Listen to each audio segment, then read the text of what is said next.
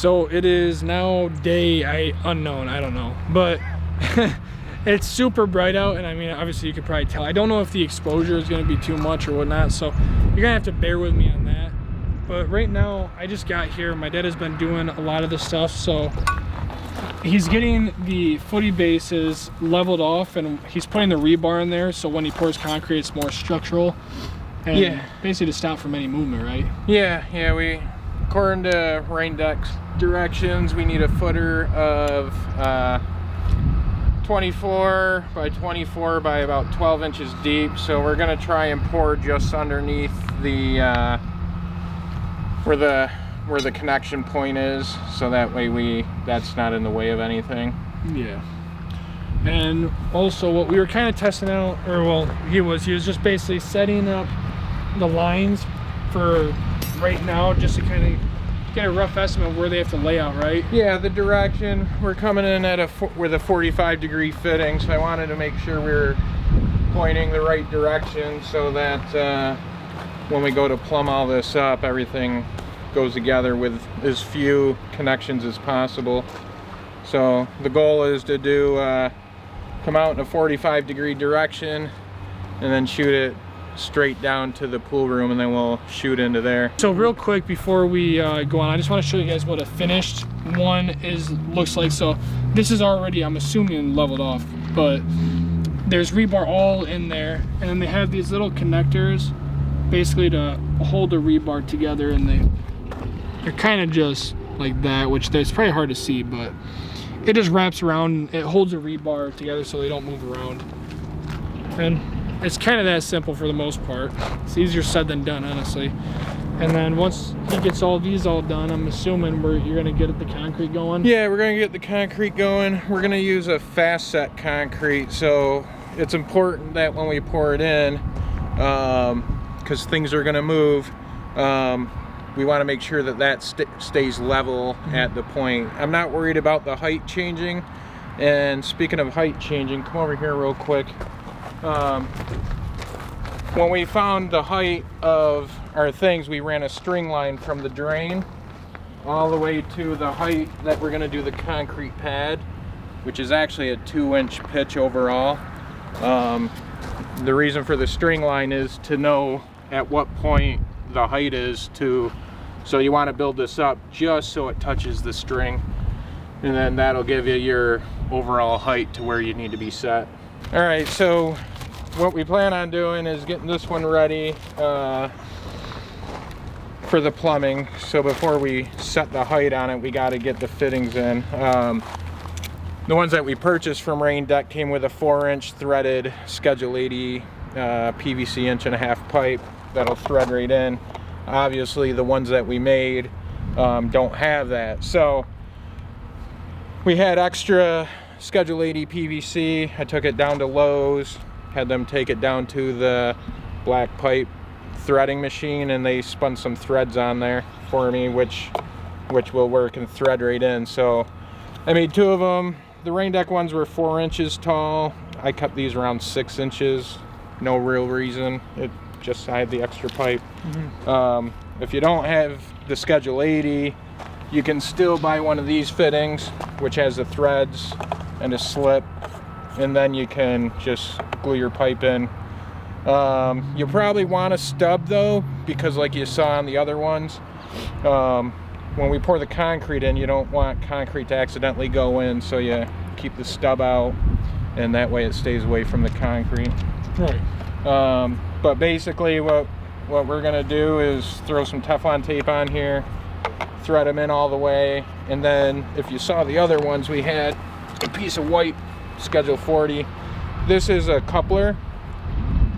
Usually the standard couplers are about 2 inches long. These ones are about 4 or 5 inches.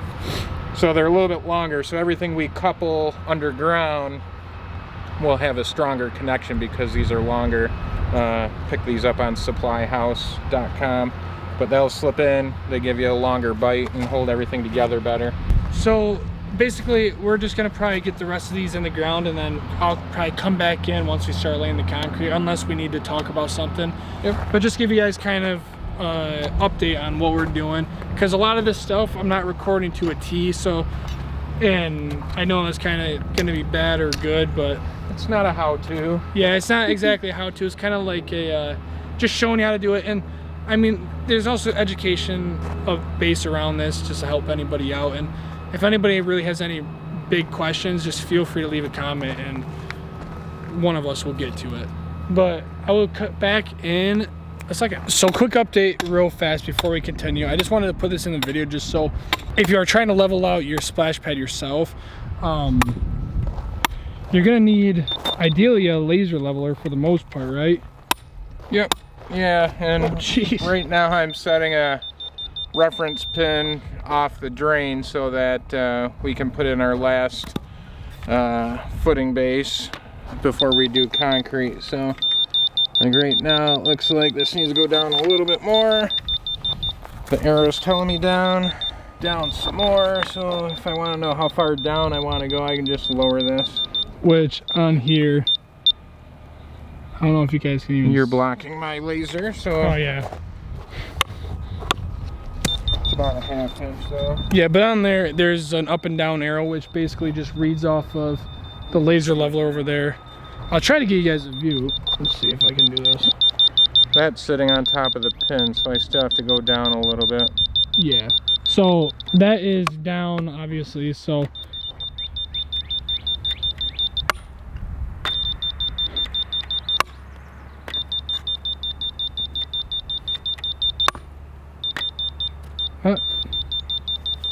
You're about good. Yeah. Saying up or slightly. If you're not holding it level, it'll... Sometimes I can pull it up just a little bit. There we go. So that's where we want to be height-wise. So I'm going to set this string line and put in the next base. Yeah, basically just to get the footing bases all leveled, just so basically it'll be able to taper right down and everything. We're using this pin for reference. My tape's over here. Yeah, and then just like before, that string's running right to the center drain, because obviously you want to have the drain be, or have the concrete taper to the drain so all the water just falls right down. And then just taping it right off, just to hold it nice and steady so you don't have to deal with it. And then once you set the footing base in, you're going to want to get it to where it just touches it, like we said previously. So right now we're about 1.5 inches low. I'm going to add a little bit of small gravel at the bottom, and then I'm going to probably put 1 inch or so of sand in there, probably 2 inches of sand. And then when I put it down there, we'll pack it around the base. That'll help hold it pretty stable until I get the rebar in. But I'm gonna go get a shovel of gravel right now. Yeah, it's not too complicated, but it's just a lot of work. And yeah, we figured we'd jump back in just kind of show you guys the laser leveler, because I don't think we even showed you that once. And well, at least now you guys know. So the next part should and will most likely be the concrete. So see you in a split of a second. All right, so we are finally back and we're getting ready on the concrete, which we actually have a mixer, which is kind of ghetto, like this one is at least. Should work, it's free. Yeah. So I guess let's start doing this, and we're just gonna do one and then we're gonna cut it there, because there's no point in showing you putting the concrete in every single one. No, I think each hole is going to take about 3 bags, but we're just going to mix 2 bags at a time, because I don't want to, I don't know, I've never used this before, so I don't want it to stall with 3 bags in it, and then we have to get it out of there. So yeah. I think we can do 2 bags and add water and pour it in a bucket and then carry it over to our hole and dump it in. All right, so first thing that we're gonna do is put the concrete mix in there, and then when it's in there, we're gonna add water to it and just slowly get the consistency right. Yeah, we're not measuring anything. We're just gonna see what works. We're eyeballing it.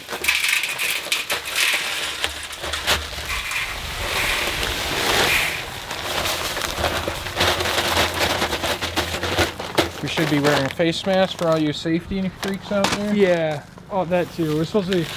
But the wind's blowing in the opposite direction as us, I think we'll keep the silica content out of our lungs. Yeah, I breathe in water. I think we could probably plug her in and... Yeah, we're gonna get her plugged in, and since the on-off switch is broke, it turns on when you plug it in. And then I'll just watch it and add water as we need to.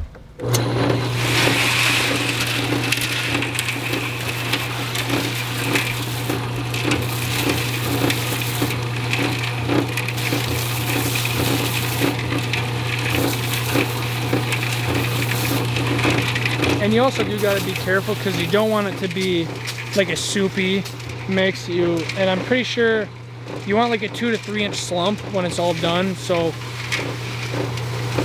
you gotta check for that and just be safe. And I don't know much about concrete, but I know very little. You shouldn't put your hands in You want me to unplug it? We got it. Safety first. Yeah, I don't think that's what you want to do. But we'll cut it here just because there's no point in showing you this entire process. But we'll be back once we get into the buckets and show you what it's like on the inside. Yeah, and we're also trying to be pretty quick with this because it is fast setting concrete, so you definitely don't want it to set before we even get it in the hole. So we're just trying to shovel it right in, and from there we'll carry it over there and just try to get it packed down, and do that with all the rest of the 4 of them. Watch it, cameraman. Maybe not fill it up this high. It's heavy. Cameraman, what? I just took my coat off.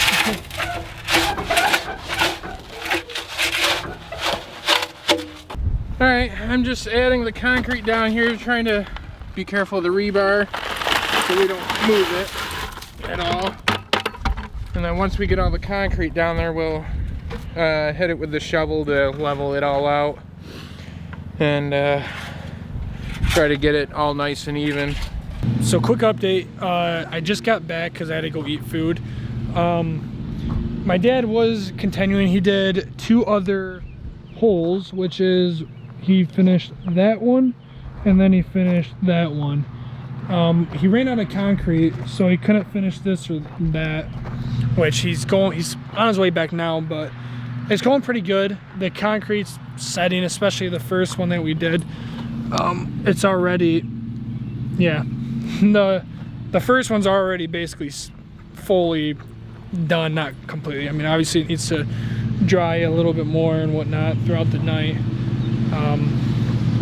but it's going good so far. And don't mind the lawnmower, it's bad timing. But once he gets back, I will cut the camera back on and then we'll go from there. We got all of the concrete in the holes, so 1, 2, 3, 4, and 5. We just finished up the 5th one right now, and just kind of packing it down, making sure there's no air pockets. So it's going pretty good. Earlier I had to leave for like 2 hours, and then my dad got 3 of them done, or no, 2 of them done, and then we just did the last 2 now. But it hasn't been too bad, actually. What would you say about it? It's fun. Now I need to rest my back a little. Yeah, I mean, doing it by yourself is a little tasking, mixing the concrete, scooping it, pouring it, and tamping it in the hole and make sure. So having 2 people definitely helps. Right. The last 2 moved along pretty good. We did underestimate our cement usage. So the extra that we had, we ended up using. So overall, we ended up using about 20 bags, about 4 to 5 per hole. Some holes were a little bigger than the others. I mean, kind of like this one that we're doing now was pretty wider, so we kind of, I mean, how many did we use on this? 5? On this one? Or was yeah, 5 on this one, 5 on that one. It averaged about 5 per hole. one was like 4.5, and then we put the other half into another bag, which if you look at this hole, you can see the concrete's up to the T. Yeah. But that hole was also our deepest hole because it was closest to the drain, where the drain is the lowest part of the splash pad too. So, but we're just checking for level on all these, making sure they don't move, and everything's looking real good. And then once we get these done, they set up overnight, then we'll probably start putting the plumbing together on these. Yeah, and like gluing them all down and everything. Yeah, and then getting them shooting towards the garage where the pool room is, or pump room. And then get those done. We'll lay some sand in the trench so the PVC sits on sand, and we'll throw sand over top of them too. And then once that's done, we'll get ready for the spray nozzles. Right, which I'm pretty sure that's still at the shop. You didn't bring that here, did you? The Sidewinder, no, that's at the shop. And then, well, all the nozzles are at the shop actually, yes. So yeah, definitely one thing you want to keep an eye on is if you ever do these yourself, keep checking the level, especially when the concrete's setting, because it can cause it to like move off, which you've noticed, especially when packing it down. Yeah, and a little bit off level at the bottom is going to be a lot off level on your dumping bucket or mushroom. So you don't want to be looking at your splash pad and it's sitting like this, like the Leaning Tower of Pisa. Yep. But now it's starting to get a lot darker. The sun came down really fast, and it like probably about an hour ago it was nice and bright, and now it's getting dark. But I don't know, I think it wasn't that bad for today. Right, now just cleaning the cement mixer. Yeah, I'm not too sure what else I'm gonna have added in this video, but if there's more, I guess I'll see you in a second. If not, see you later.